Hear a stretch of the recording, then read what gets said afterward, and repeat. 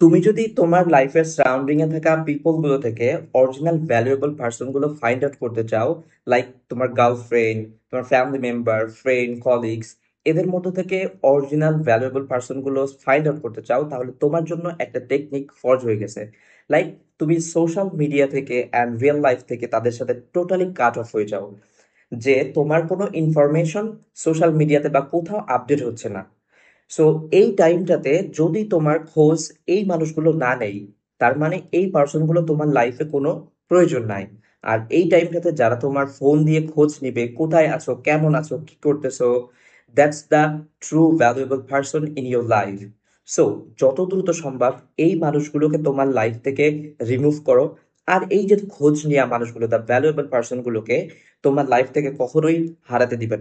Because in future কোনো help বা any kind of thing এ এই পার্সনগুলোকে তোমার দরকার হবে।